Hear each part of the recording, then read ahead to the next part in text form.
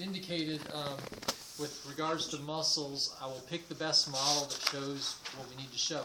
So in other words, if I'm asking, if you're learning about head muscles, use the head model.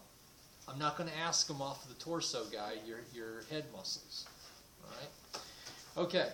Also, you do not need to know origins or insertions or actions, just the name of the muscle.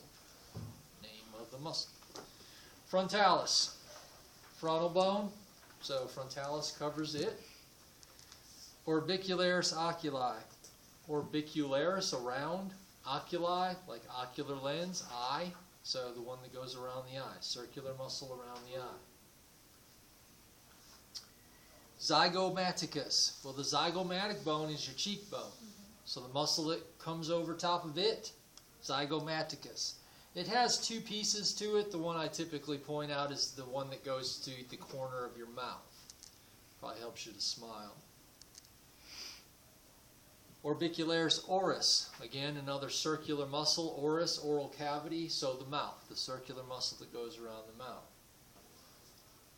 Masseter, this is your major mandibular mover. Mandible mover. So that one right here caused the mandible to shut. Occipitalis. So not very prominent on these models, but this little piece here, it'd be the only muscle that's really showing that would be in the occipital bone area in the back of the skull. Question.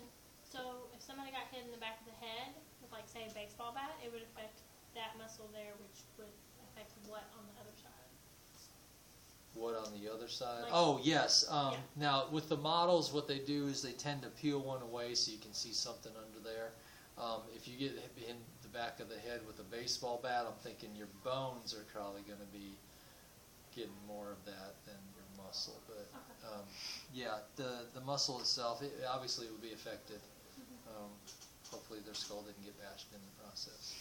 Well, I was just thinking, what would it affect on, like, the face? I know, It's like right? a 4 inch. So what Oh, I see. I see. You see What I'm happens saying? if you get hit Yeah, with an you axe get in hit the back head? here. What's it affecting in the front? I don't know. It would have to be a pretty tremendous force. Probably what's more critical is that your brain might slosh around in your skull, and that force there would cause the brain to hit the front and cause some damage. And this is why opposite sides tend to, when somebody hits their head on the windshield, the back of their head tends to have the trauma, not just the front. Sometimes it rebounds and hits back and front, so it just depends on the force. Just one. You're just like, what if? Yeah. Right? What if I hit somebody in the back of the What head? if? Face. What did it How affect hard the do I front? got this on tape, so don't be hitting nobody with a baseball bat. Yes. Sternocleidomastoid, this big neck muscle. Now, one, it is the only neck muscle that I am asking, so that would probably in and of itself be enough for you to figure that one out. This is also happens to be the one that attaches to the sternum, the clavicle, and the mastoid process, so it comes up here behind in the mastoid process. That's the head. Did we skip the temporalis? Oh, well, we did. Yeah. Thank Yeah. you. Temporal bone, Temporary. temporalis. What, why do you, I mean, I guess you have to have muscles everywhere, but like, what is it? Does it do?